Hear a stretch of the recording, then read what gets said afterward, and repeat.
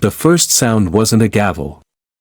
It was the brittle snap of an old man's walking cane shattering against the cold marble floor. Followed by gasps. Then silence. People said it was an accident. That he just slipped. But those who sat in courtroom 3B that Tuesday morning knew better. They saw it, how Judge Carolyn Rusk never looked up. How her mouth didn't even twitch as the man who had just begged for leniency collapsed in front of her. One of his legs buckled under him after she sentenced his grandson to 20 years without parole for a nonviolent offense. A sentence she read out loud like it was nothing. Like he was nothing. Welcome to Camden County Superior Court, Georgia. Where justice didn't live here. Power did. And its name was Rusk. She had presided over that courtroom for 26 years. Her name wasn't etched into brass plaques or courtroom murals, but it echoed through hallways in whispers and warnings. No one crossed Judge Rusk. Not because she was brilliant, or fair, or unshakable. But because she was untouchable. Ruthless in silence. Sharp like broken glass beneath velvet gloves. Attorneys, especially black attorneys, knew what happened when you challenged her rulings. She would crush you, methodically, like peeling petals off a flower just to watch it wither. Every courtroom has a rhythm. But in Rusk's courtroom, it was a dictatorship. She didn't raise her voice. She didn't need to. Her voice, steady and controlled, carved through flesh with precision. Her favorite line. "You're wasting this court's time." But today, she was about to run out of time. At exactly 8:59 a.m., the courtroom doors creaked open, and in walked Elijah Carter. Tall. Clean-cut. Shoes polished so sharp they reflected the ceiling lights. A leather briefcase in his right hand. A quiet kind of man, until he opened his mouth. Most people in the room didn't recognize him at first. But the bailiff did. And so did the court clerk, whose eyes widened ever so slightly as she whispered something to the stenographer. Because Elijah wasn't just another defense attorney. He was the one who had taken on death penalty appeals, and won. The one who got 2 innocent men out of prison after 20 years. The one who had built a reputation not on charm or theatrics, but on warfare by law. Today, he represented Isaiah Freeman, a black warehouse worker falsely accused of robbing a liquor store with a broken camera and one shaky witness. But Elijah hadn't taken this case just for Isaiah. He took it because of her. Because of Rusk. Because he'd waited years for this moment. As he approached the defense table, he could feel her eyes on him, sharp and surgical. Like she was already dissecting his arguments before they were made.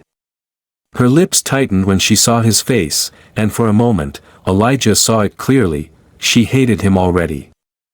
Not because of what he would say. But because of who he was. A black man. Unafraid. Prepared. The kind of man Rusk couldn't control. "Elijah Carter," she said flatly, her eyes returning to her papers. "You're already on thin ice in my courtroom. The trial hadn't even started." "I'll try not to waste your time, Your Honor," he replied, calm and measured. She didn't smile. Just turned to the prosecution. "Ms. Lang, is the state ready?" The prosecutor, Rebecca Lang, nodded quickly. Blonde, ambitious, barely 30, and overeager. "The state is ready, Your Honor," she said, shooting a smug glance at Elijah. Of course, they were ready. They always were when the case was stacked against a black man. Isaiah Freeman sat next to Elijah, wrists clenched together, eyes sunken, posture collapsed inward like a man who had already lost. He had been in and out of the system since he was 17. This time, he said, he hadn't done anything. And Elijah believed him. "Ready?" Elijah whispered. Isaiah didn't respond, just nodded slowly. His shoulders shook slightly, whether from fear or memory, Elijah couldn't tell. The bailiff called for silence. And then it began. But it wasn't a trial. It was a theater. And Judge Rusk was the main character. From the first 5 minutes, it was obvious. Every objection Elijah made was shut down like a child being told to hush. Every mistake the prosecution made was ignored or corrected by Rusk herself. The jury noticed. The gallery noticed. Even the court reporter's hands began trembling slightly. But Rusk didn't care. She never cared. Because in this courtroom, she wasn't the referee. She was the executioner. Elijah had been in hostile courtrooms before. But this was different. This wasn't just bias. This was weaponized authority. A system rotting from the head down. And Rusk? She had turned her bench into a throne. But Elijah had come to pull the floor out from under it. He had spent 6 years gathering evidence. Whistleblowers. Former clerks. Audio tapes. Secret bank transfers. Case pattern analysis. He had waited. Patiently. Until the moment when her courtroom would become the stage for her downfall. Today wasn't about defense. It was a reckoning. And in the next few hours, Elijah Carter would do what no attorney had dared in 26 years. He would take down the queen, right on her throne. The first hour of the trial felt like slow suffocation. Not for the prosecution. Not for the judge. But for everyone else forced to sit through it. From the moment opening arguments began, it became clear, this wasn't justice in motion. It was an injustice, choreographed and rehearsed.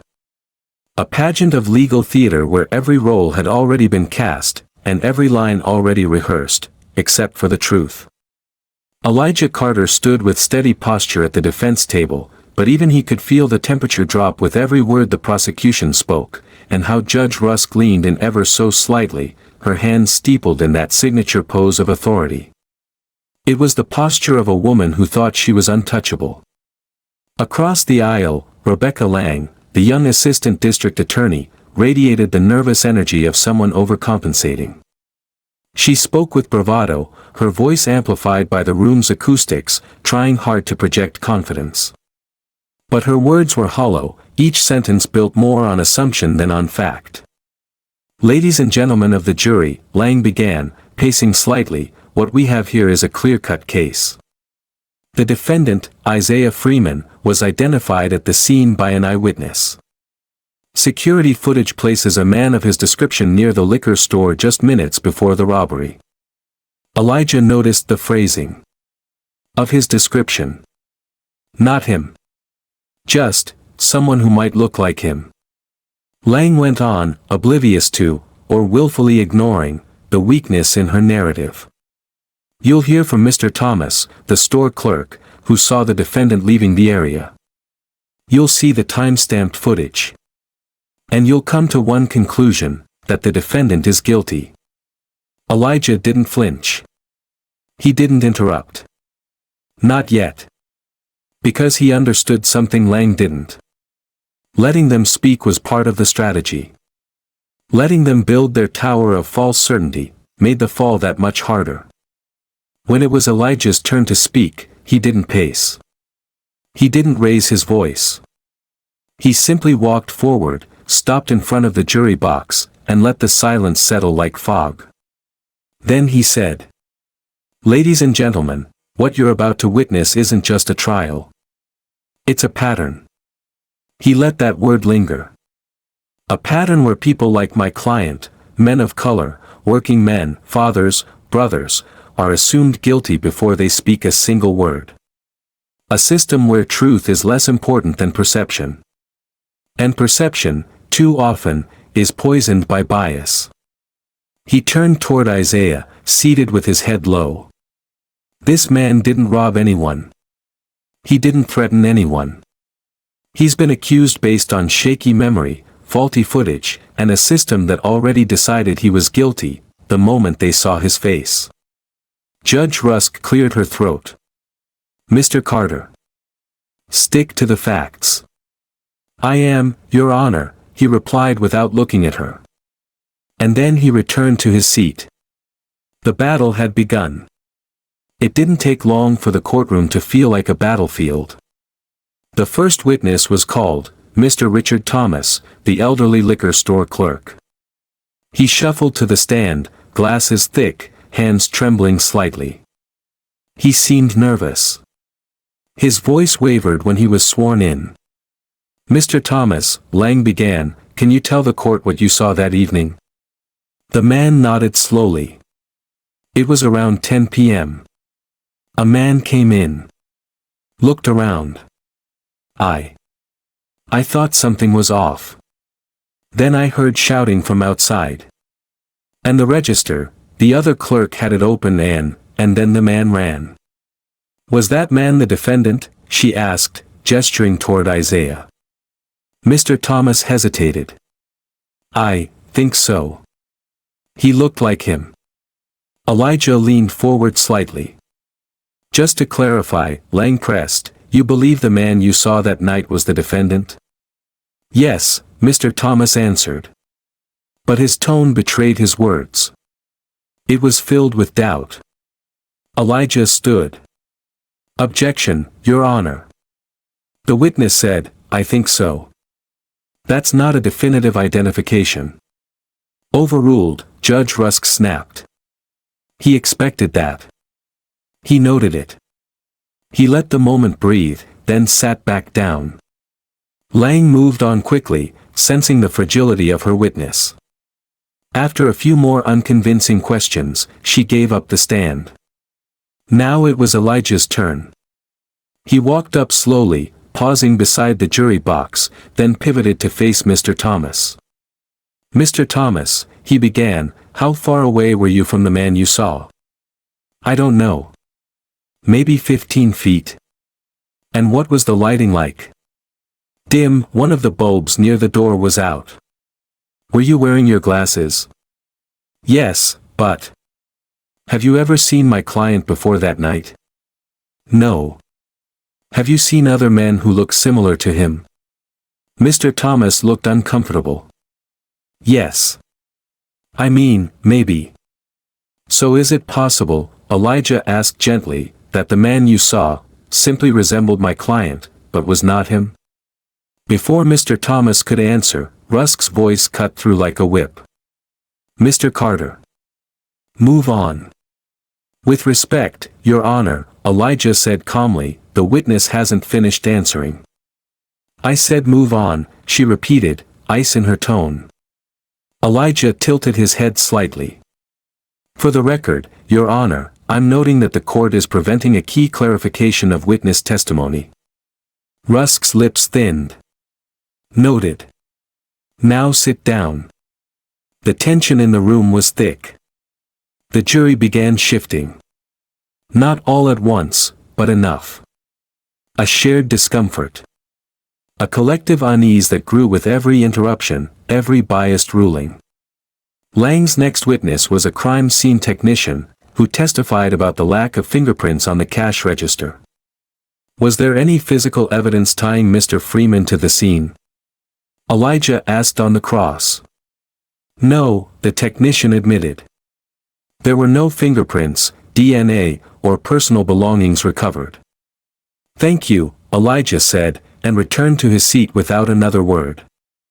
But Rusk wasn't finished asserting control. Midway through the testimony, when Elijah objected to a speculative answer, she responded with fury.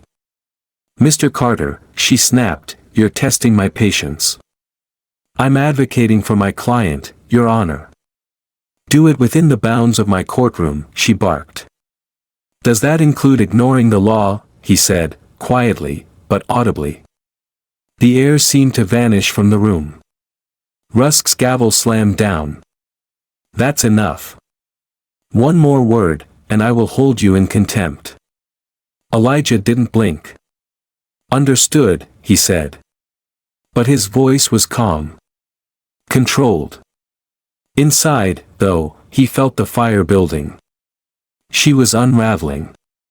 And the courtroom could see it.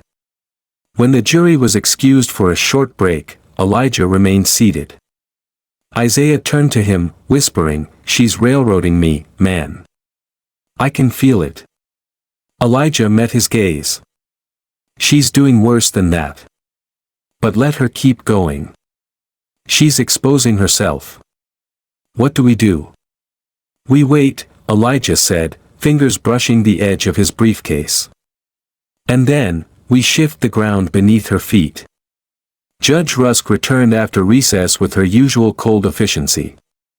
But her edges were fraying. She snapped at the court reporter.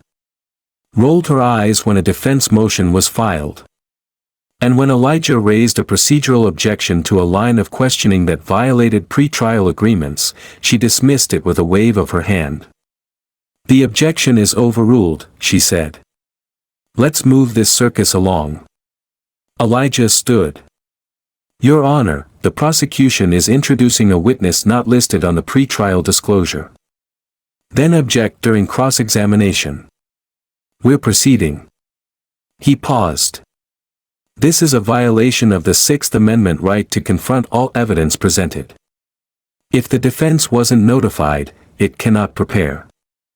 Rusk didn't even look at him. "Mr. Carter, if you don't sit down." "I move for an immediate mistrial," he said, voice steady. "Motion denied," she replied instantly. He sat down, silent. But he didn't stop watching her. And in that moment, he knew, the time was coming. The court was no longer under her control. She just didn't know it yet. The real trial hadn't even begun. They say the wheels of justice turn slowly. But in Camden County, Georgia, they didn't turn at all. Not when Judge Carolyn Rusk had her hand clamped around the axle. And Elijah Carter had known that for years. That's why he never tried to stop the wheels. He dismantled them, bolt by bolt, from underneath. It started 6 years earlier, in a courtroom just like this one. He had just lost a case that should have been unwinnable for the prosecution. A young black man accused of assaulting an officer with no body cam footage, no witnesses, and injuries inconsistent with the report. Elijah had provided phone records, a time-stamped alibi, and a former police lieutenant testifying under oath. But it hadn't mattered. Judge Rusk ruled with chilling finality, the court finds the testimony unpersuasive and the evidence insufficiently exculpatory. The defendant was sentenced to 10 years in state prison. The look on that boy's mother's face as he was dragged away haunted Elijah for months. Not because he lost. But because he knew, he never stood a chance. That's when it began. Not a crusade. Not a vendetta. A war of patience. Elijah understood something that most people in the legal system never learned. You don't beat people like Rusk with outrage. You beat them with receipts. He started collecting cases, dozens at first, then hundreds, comparing sentencing disparities, reviewing procedural anomalies, digging into who got leniency and who didn't. And a pattern began to emerge. Not just bias, but the statistical architecture of injustice. Black defendants received, on average, 40% longer sentences in Rusk's courtroom. Defense motions from attorneys of color were overruled twice as often. Brady violations went unchecked. Probation requests from white defendants were approved 3 times more frequently. This wasn't a broken system. It was a calibrated one. Then came the human stories. He reached out to past defendants. Victims. Court clerks who had transferred out of Camden County, citing personal conflict. Even a retired bailiff who had worked under Rusk for a decade and moved to Alabama after a mental breakdown. Many refused to talk. But a few did. One of them, a former stenographer named Clarissa Shaw, became the key that unlocked everything. She had worked under Rusk for 6 years before quitting in disgust. "Elijah," She said in their first conversation over lukewarm coffee in a Savannah diner, "I used to record everything. The official transcript and the unofficial stuff." He leaned in. "What do you mean?" "I mean, I saved the side conversations. The things she thought were off the record. The phone calls before the court.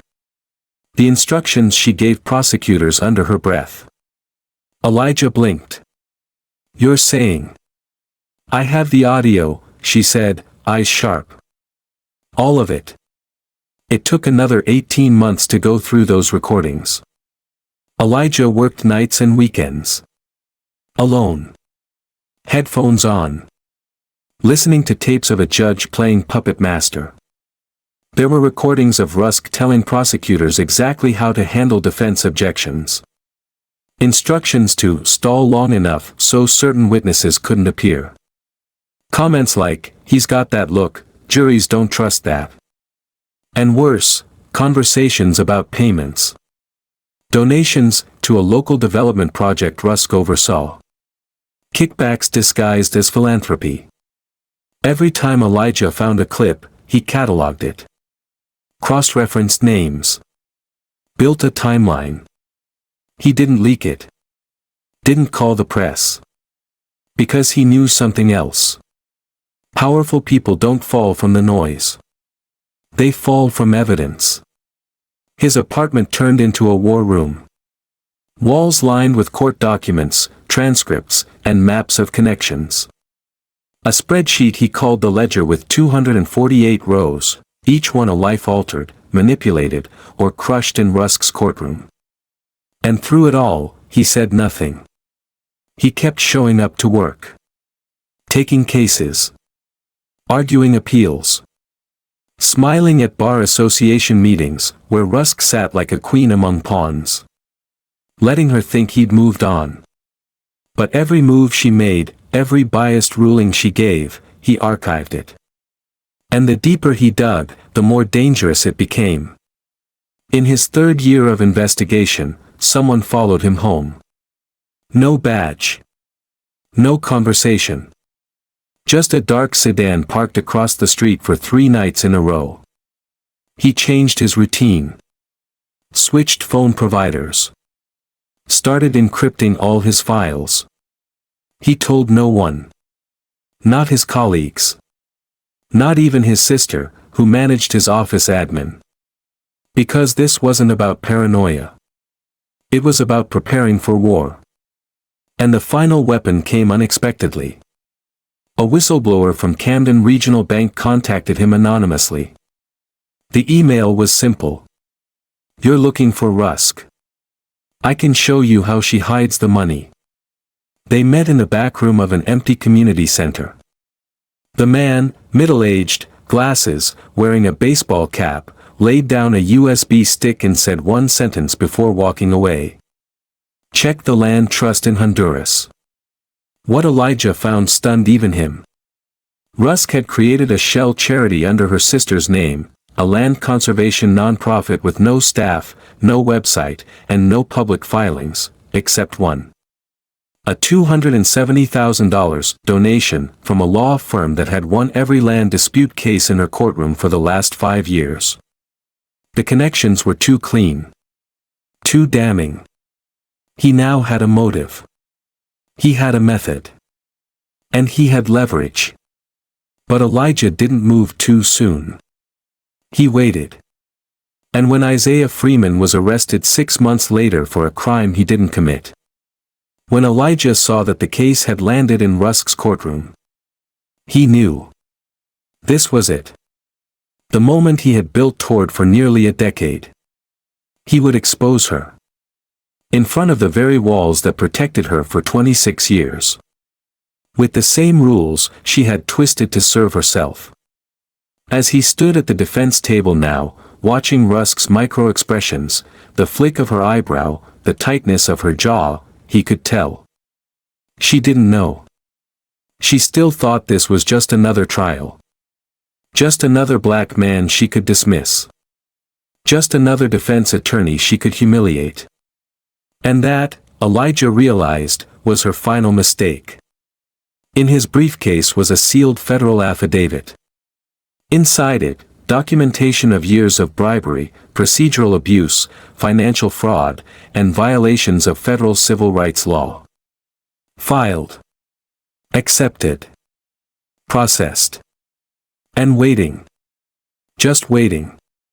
Because once the trial reached its tipping point, once Rusk showed her hand too clearly, once the prosecution stumbled under the weight of its own assumptions, Elijah's partners in silence would move. Federal agents. Already briefed. Already watching. The rest of the courtroom didn't know what was coming. The jury thought they were there to deliberate. The gallery thought they were watching a legal drama. But what they were about to witness. It was a reckoning. The fall of a judge who built her empire on the crushed bones of others. And Elijah Carter? He was about to show them what it meant to play the long game, and win. The courtroom had become a battlefield of glances, silence, and subtext. Every breath felt weighted. Every word, measured. The usual rhythm of trial proceedings had begun to fracture, like hairline cracks spreading through concrete. And at the center of it all sat Judge Carolyn Rusk, gripping her authority like a drowning woman clinging to a piece of driftwood. But the current was shifting. Elijah Carter could feel it in the way the jury shifted in their seats. In the way the gallery whispered between witness testimonies. Even in the rhythm of the court reporters typing, now more erratic, skipping beats as the tension mounted. This wasn't just about the facts anymore. This was about the feel of the trial. And the feel was wrong. To everyone but Rusk. She barked objections before Elijah finished raising them. She cut him off mid-sentence. At one point, she even muttered, audibly, "We don't have all day for your speeches, Mr. Carter." The jury heard it. Everyone heard it. But no one dared speak. Not yet. It happened during the cross-examination of the key eyewitness, Mr. Thomas, the shaky store clerk who had originally said he thought he saw Isaiah Freeman near the scene. Elijah approached the stand again. Calm. Collected. But this time, his questions were razor-sharp. "Mr. Thomas," he said, "earlier you said the man you saw looked like the defendant. Do you recall that?" The old man nodded hesitantly. "Yes." "Would you say you're 100% certain the person you saw was Mr. Freeman?" There was a pause. Then, I'm not sure anymore." That was it. The crack. Elijah pivoted. "So, for the record, your identification was not definite. It was an assumption based on appearance?" Before the witness could answer, Judge Rusk slammed her gavel. "Mr. Carter, move on. I'm clarifying the record, Your Honor. You're badgering the witness. I haven't raised my voice. I haven't asked the same question twice. I'm establishing doubt." Rusk's nostrils flared. "This isn't your stage." "No, Your Honor," Elijah replied, his voice low but firm, "this is your courtroom. And I'm trying to find the truth." Gasps fluttered across the gallery. Rusk rose slightly from her bench. "One more interruption from you, Mr. Carter, and I will hold you in contempt."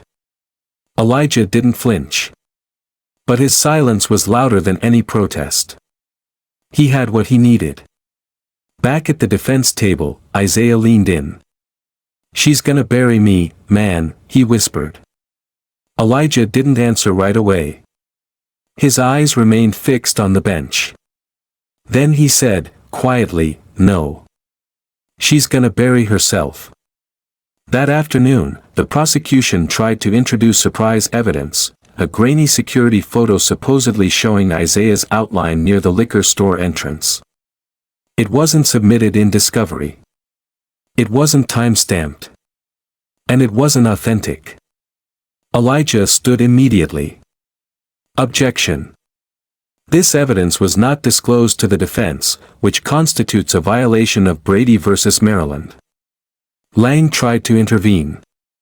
"We received it this morning." Rusk cut him off. "Overruled." Elijah stepped forward slowly. "Your Honor, just to be clear, you're allowing the introduction of undisclosed evidence without chain of custody, timestamp, or prior notice." I said overruled. "With respect, this violates precedent." "Mr. Carter," she snapped, "one more word and you will be escorted from this courtroom." The room fell into stunned silence. Then Elijah said, loud and clear, "For asking the court to uphold the Constitution." A murmur rippled through the gallery.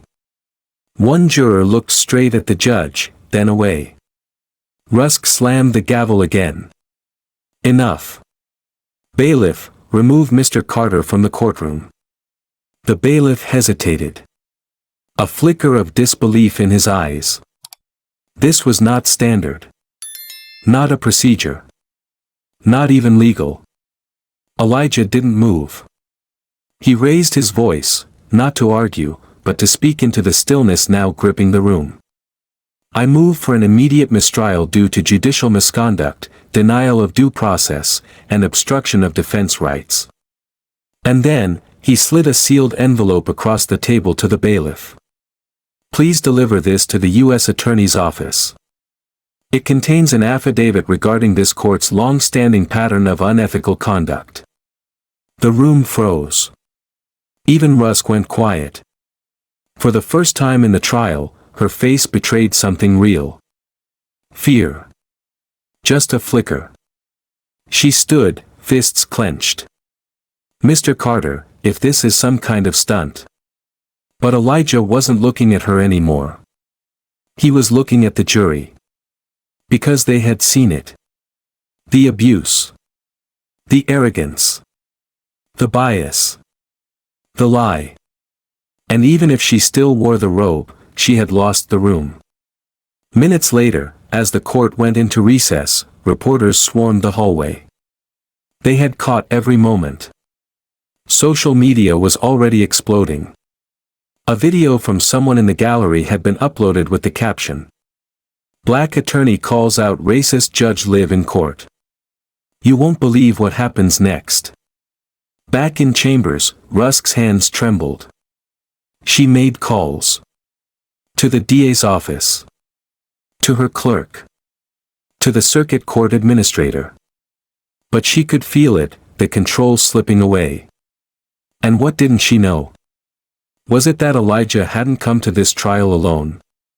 2 federal agents had been monitoring the case from a separate courtroom down the hall. They had the tapes. The financials. The statements. They were just waiting for the final act, for the moment when judicial overreach became impossible to ignore. This was it. Court reconvened at 3:12 p.m. The jury returned.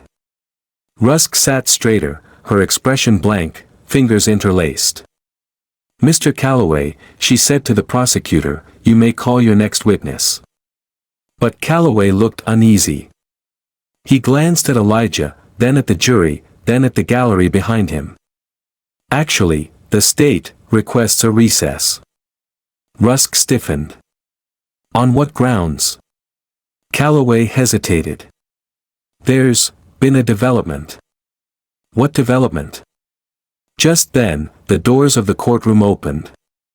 And 2 men in dark blue suits entered, flashing federal credentials. The entire courtroom turned. And in that moment, Carolyn Rusk knew. The sound of the double courtroom doors opening was not loud. But it cut through the tension like a blade through silk. Every head turned, first the jurors, then the gallery, then the defense table. 2 men walked in. They weren't part of the trial.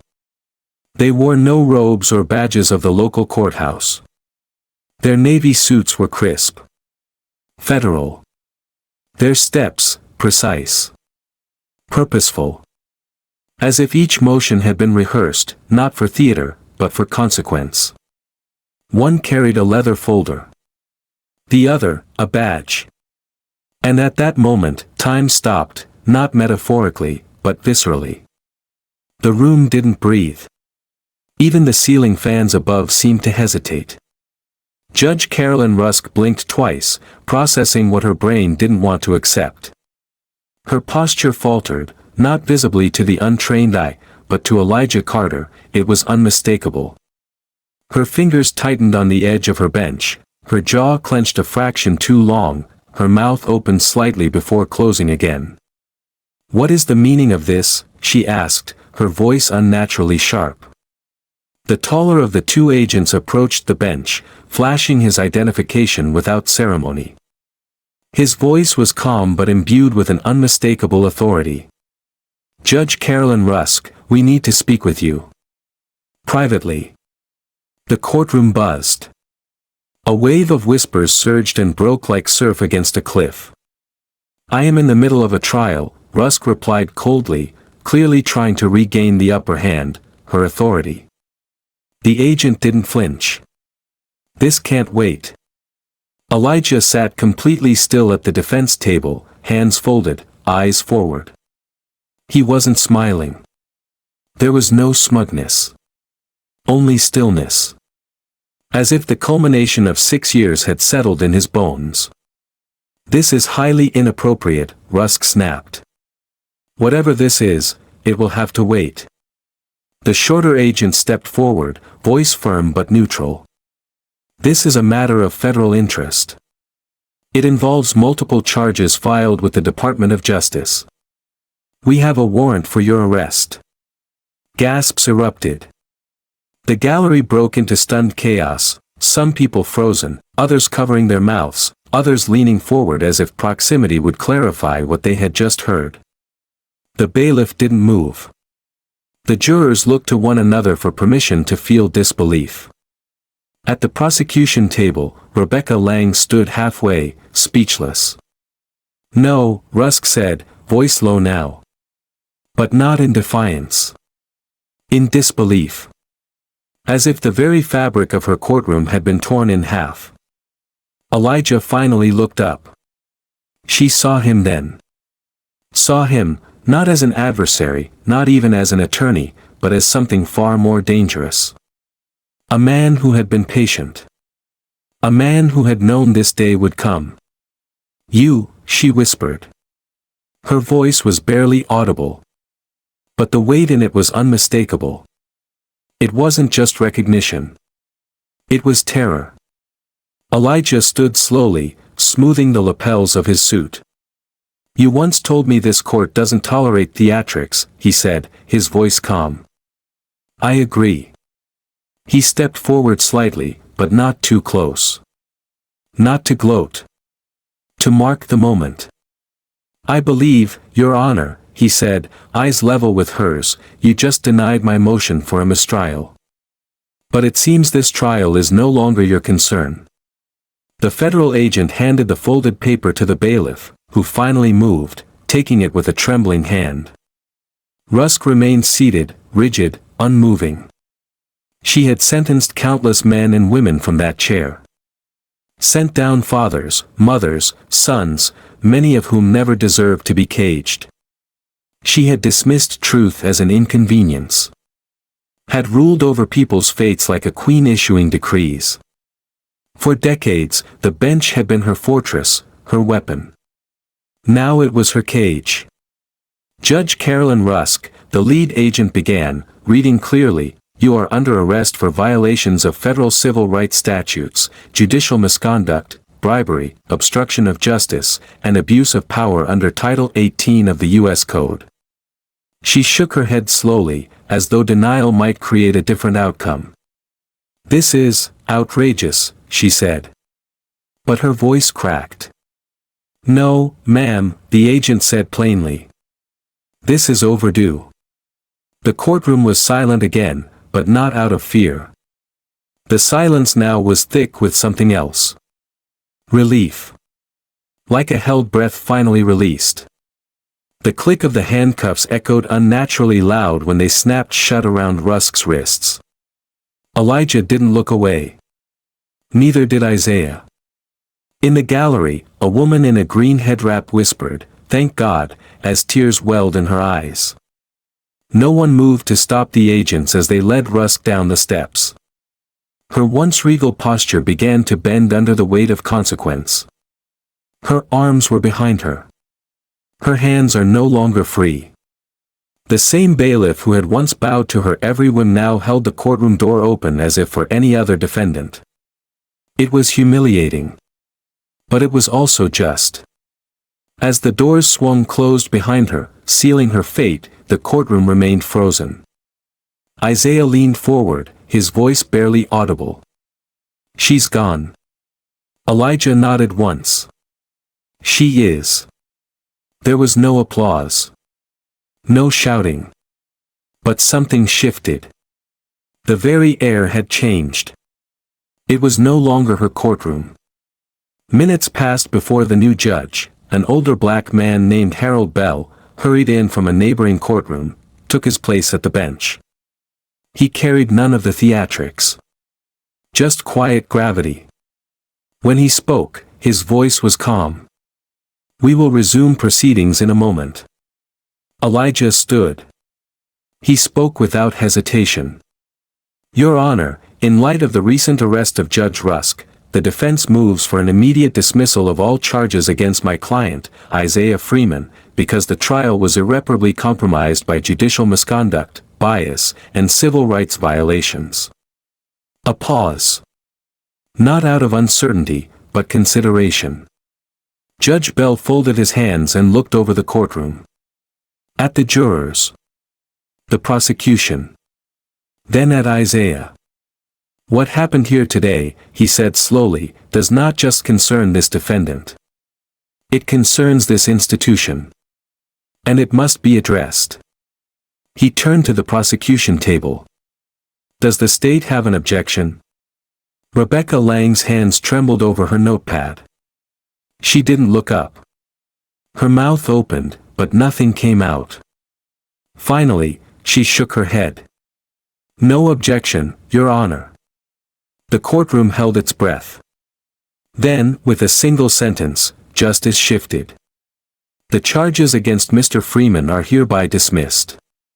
Bailiff, remove his restraints." The metal clink of the handcuffs unlocking echoed louder than even the gavel ever had. Isaiah sat stunned. His arms fell to his sides, free for the first time in what felt like forever. He looked down at his hands, almost not believing they were truly unbound. He whispered, "I thought people like her never paid for what they did." Elijah placed a hand on his shoulder. "They usually don't," he said. But today, she did. In the back of the courtroom, the gallery stirred. Not in chaos, but in quiet reverence. As if something sacred had occurred, not divine, but deeply human. A balancing. A reckoning. The ghost of every injustice that had sat in that room now seemed to rise, and leave. Elijah did not celebrate. He simply packed his briefcase. His work here, this battle, was over. But the war wasn't. Rusk's name would live on for a while. In headlines. In legal journals. In the mouths of people who once feared her and now spoke of her downfall. But for Elijah, her name would become something else entirely. A case study.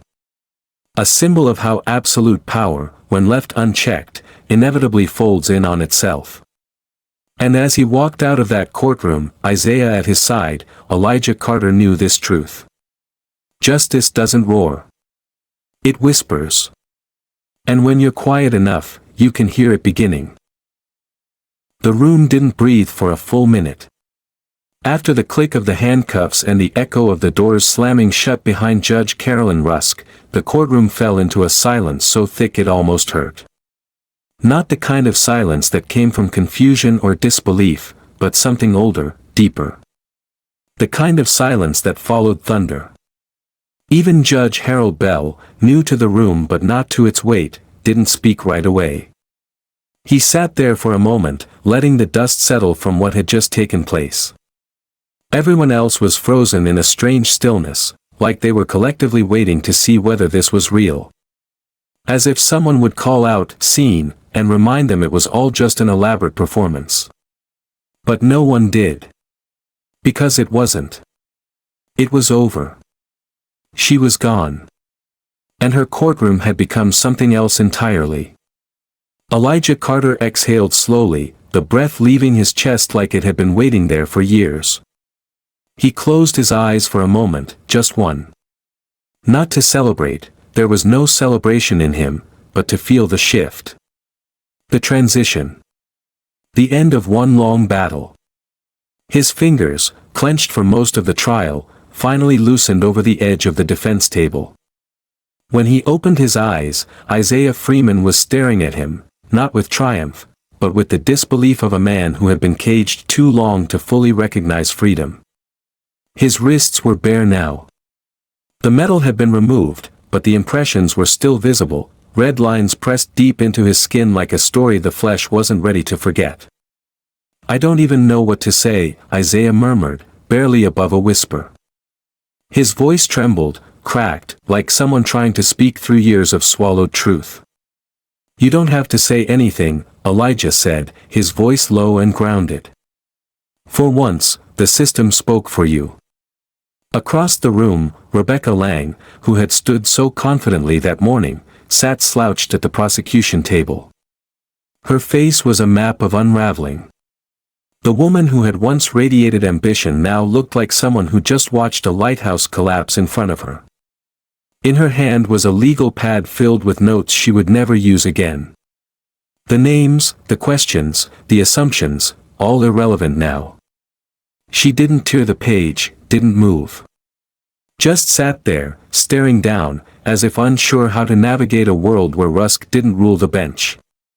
Even the court officer, the same man who had once marched defendants out in shackles, stood at the back of the room, unmoving, his posture no longer one of strict authority but of silent introspection.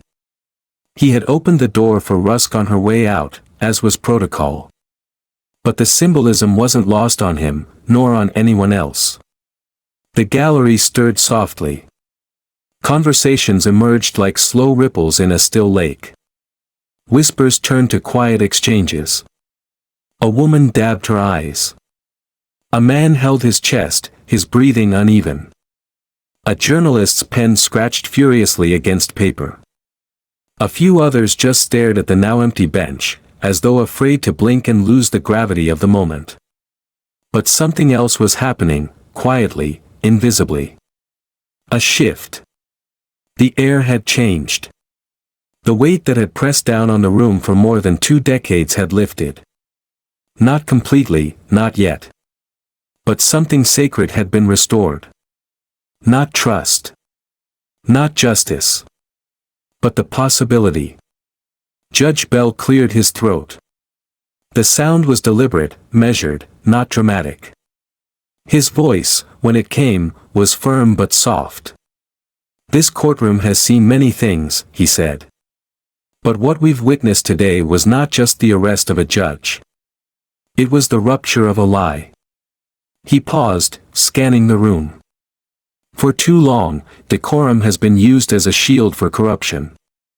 For too long, respectability has been mistaken for righteousness. Today, we witnessed the unmasking of power that thought itself invincible. He turned his gaze to Isaiah. "And today, Mr. Freeman, you walk out of here not only as a free man, but as proof that truth, when pursued with patience and courage, still holds power in this country." Isaiah blinked quickly, unable to speak. Elijah nodded once, gently placing a hand on Isaiah's back, no longer as an advocate, but as a brother. A witness. A man who understood what it meant to carry weight for others, and to finally be allowed to set it down.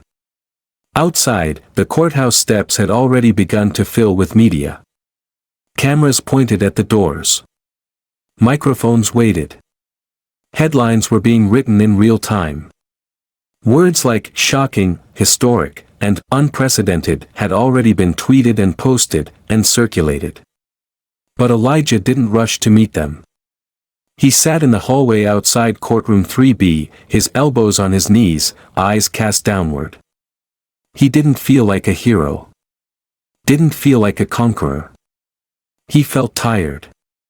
Not from the trial, but from the years before it, the silence, the research, the lonely nights with spreadsheets and voice recordings and case files. He thought about the first time he saw Rusk, so many years ago. She was in control then. Untouchable. Surrounded by officers and court officials who revered her like a monarch. She had ruled with a smile that barely concealed contempt, with decisions that silenced men who never had a chance. And now she was gone. Her bench is empty. Her legacy in chains. But Elijah knew better than to think this was the end. It was a victory, yes. But not a finale. Because for every Rusk brought down, there were 10 more hiding behind polished words and robes. For every Isaiah set free, a dozen more waited behind steel bars, forgotten or forsaken. No, this wasn't a story of resolution. It was a spark. One that would burn brighter or fade, depending on who carried it forward. And Elijah? He wasn't done carrying. Later that afternoon, he sat across from Isaiah in a small diner not far from the courthouse. No cameras. No microphones. Just 2 men and 2 cups of untouched coffee. Isaiah stared out the window. "I feel like I should be happier," he said after a long silence. "You don't have to be anything," Elijah replied. "Not yet." Isaiah nodded, chewing on the inside of his cheek. "Have you ever thought she'll pay for what she did to all the others? All the ones who didn't have a lawyer like you?" Elijah looked down, then back up, meeting his eyes. "She started to. But no, not all of them. Not yet. But you're going to try, aren't you?" Elijah smiled faintly. "Every damn day." They sat there in silence again. Not awkward. Just real. Isaiah reached for the coffee but didn't drink. He put it down. "I think I'm gonna go see my daughter," he said finally. "Haven't seen her since, well, since all this started."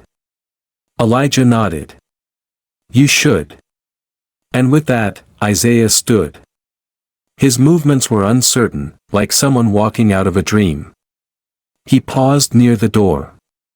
"Thanks, man." Elijah didn't reply with words. He just raised his eyes and nodded once. It was enough. When he was alone again, Elijah opened his briefcase, not to pull out legal documents, but to place something inside, a small, worn photo of a young boy with a baseball cap, smiling widely, standing beside a woman with tired eyes and calloused hands. The boy was Elijah. The woman was his mother. She never got her day in court. Never had someone fought for her like he had fought for Isaiah. But now, her son did it for others. And tomorrow, he would do it again. Because justice doesn't rest. And neither would he. The next morning, the courthouse looked like any other day. The American flag outside still fluttered in the breeze. The steps still echoed under the shoes of lawyers, clerks, defendants, and mothers clutching court summonses like bad dreams. The security guard at the front still asked the same questions, checked the same bags, and waved through the same tired eyes. But something was different. Something no one could quite put their finger on, but everyone could feel. Like the building itself had exhaled. And in that breath, something old and bitter had been released. Elijah Carter stood at the top of the courthouse steps, not moving. He wasn't dressed for trial. No tie. No briefcase. Just a navy sweater, jeans, and eyes heavy from a night of zero sleep. He had come not to argue, not to fight, but to observe. To listen. To see what the system looked like, the day after it was forced to look at itself. Inside, reporters buzzed like gnats, already working on day 2 angles. The headlines had flared across the country overnight. Georgia judge arrested mid-trial in shocking corruption sting. Federal indictment reveals pattern of judicial abuse. Defense attorney triggers historic reckoning. But Elijah didn't care about headlines. He cared about the quiet. Because real change didn't happen in headlines. It happened in silence. In discomfort. In the soft shift of how people looked at each other the day after someone powerful had fallen. He made his way down the hall toward the elevator. Some people recognized him. Others looked away. Some nodded. Others stared. One court clerk, a young woman with a hijab and trembling hands, stopped him in front of the vending machines. "I just wanted to say thank you," she said quietly. Elijah paused. "For what?" "For reminding us that we're not crazy. That we weren't imagining it all these years." He didn't ask what she meant. He didn't need to. She said it for so many. On the third floor, where Judge Rusk's courtroom had been sealed for review and audit, a yellow tape stretched across the doors like a scar. Her nameplate had already been removed. Her chambers are locked. But in courtroom 3A, Judge Harold Bell had reconvened proceedings. Elijah took a seat in the back. Not to speak. Just to watch. A young defense attorney, a black woman no older than 30, stood before the bench, her voice steady but tight. Her client, a teenage boy in a too big suit, looked like he hadn't slept in days. Bell listened. Listened. When he spoke, it wasn't with contempt or condescension. It was with care. And Elijah knew, this was how systems shifted. One breath. One hearing. One honest moment at a time. Later, at the district attorney's office, the air was heavier. Elijah had been called in for a meeting, not disciplinary, not adversarial. Just procedural. A conversation about next steps. Rebecca Lang was there. But she wasn't the same woman from 2 days before. She looked like someone who had finally realized she had been a pawn in a game far bigger and far crueler than she'd ever been trained for. She didn't say much. Just listened. When Elijah handed over a flash drive, containing documentation of more than 20 tainted rulings from Rusk's previous years, Lang took it without a word, her hand trembling just slightly. He didn't press her. She would either do the right thing or she wouldn't. But now she had to choose. Back at his office, the blinds were closed. His assistant, Naomi, had made coffee without being asked. She had also placed a file on his desk, thin, but important. It was a request from another county. A case involving a young man arrested for resisting arrest after being stopped for a broken taillight. The judge was known to be fair. But the arresting officers? Not so much. Elijah flipped through the files slowly, scanning police reports, inconsistencies, and timestamps that didn't align. Another battle. Another war. He closed the folder and leaned back in his chair.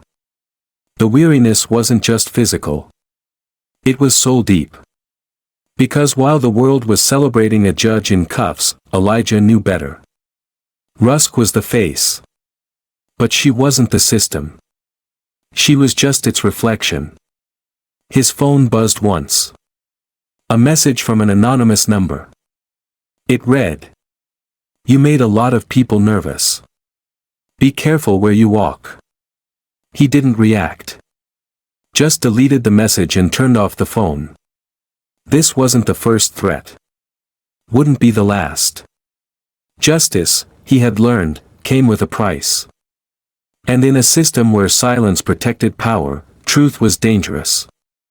That evening, he returned to the diner.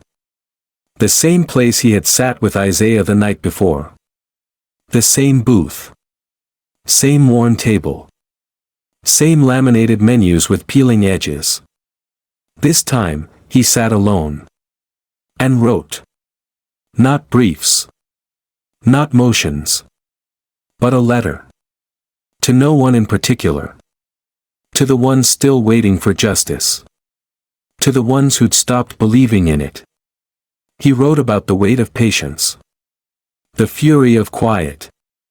The way truth had to be carried like a stone in the mouth, heavy and silent until the right moment came to speak. He wrote about Rusk. And Isaiah. And every courtroom smelled like resignation. And every jury box that saw more than it was allowed to say. And when he finished, he folded the letter and tucked it into his coat pocket. Outside, the night was cool. The courthouse loomed in the distance, no longer a fortress, but a place. A building. And buildings, Elijah knew, were just walls and ceilings. What mattered were the people inside. And how they chose to hold power. Or challenge it. He walked down the sidewalk, hands in his pockets, shoulders steady. Not as a man who had won. But as a man who had survived. And would keep walking. Because the fight didn't end in courtrooms. It ended in the spaces in between. Where law met life.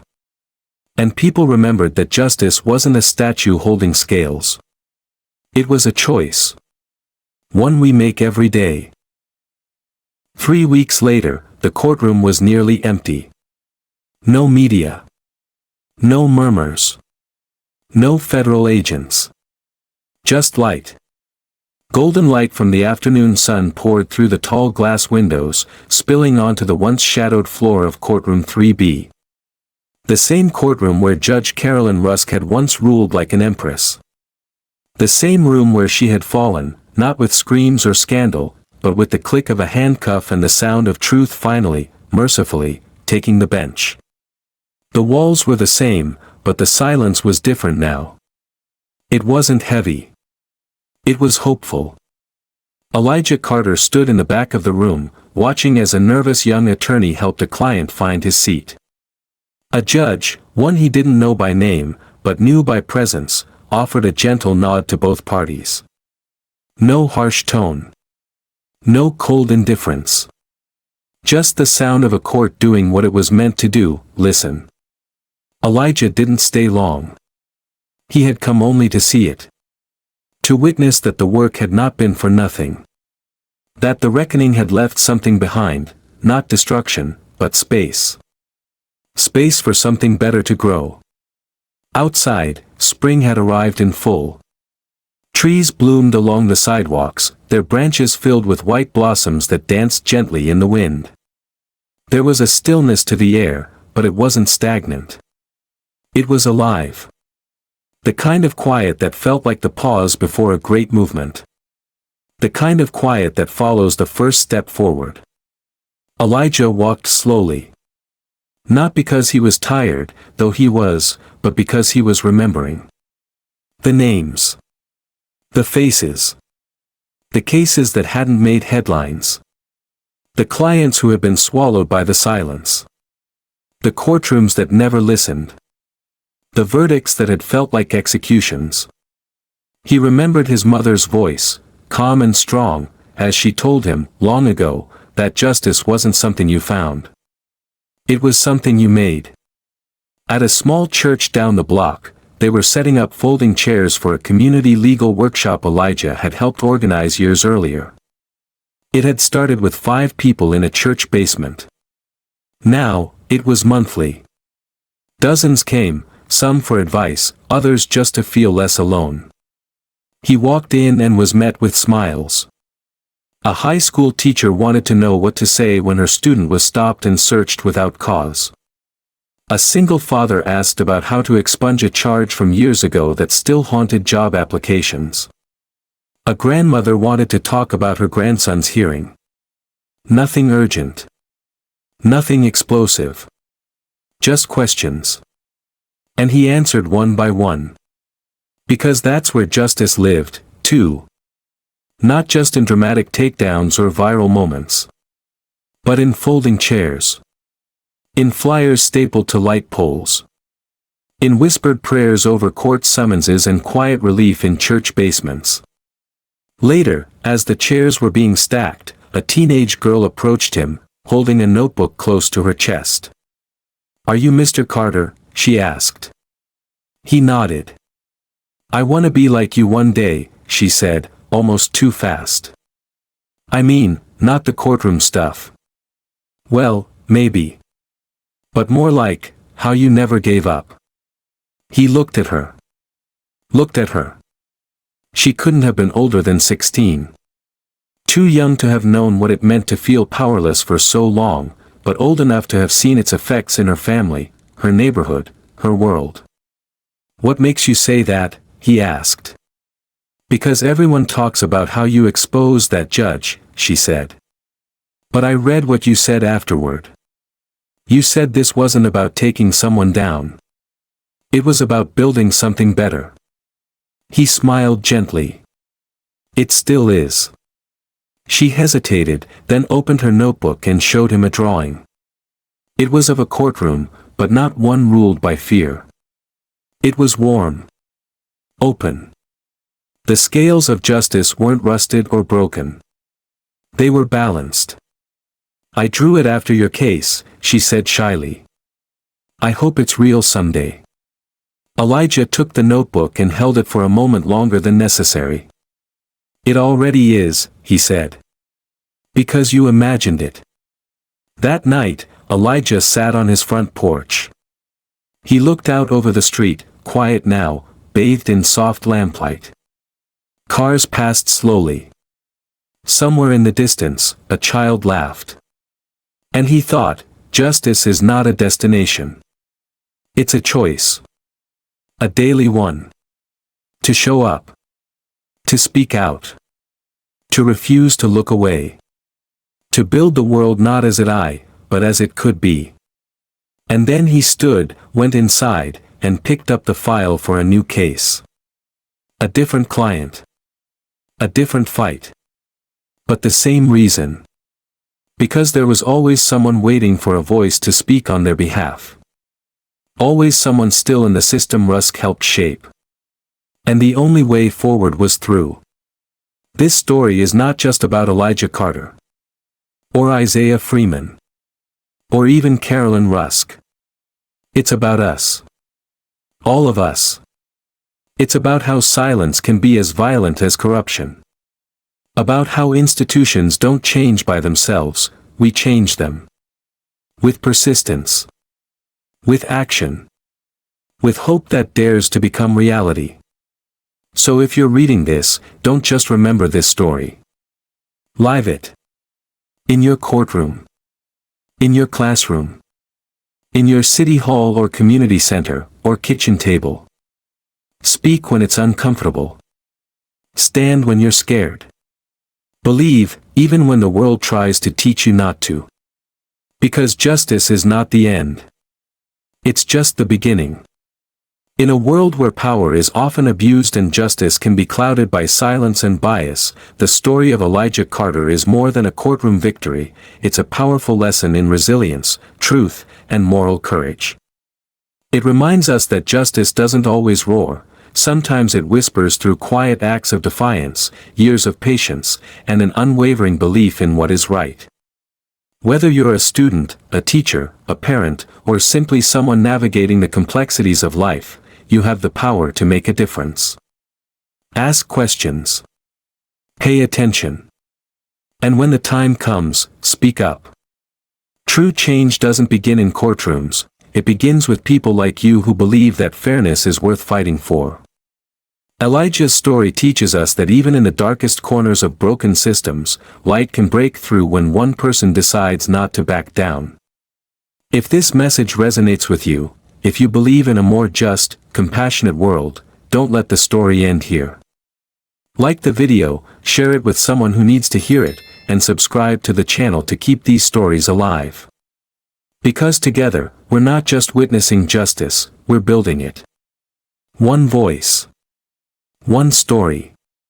One step at a time.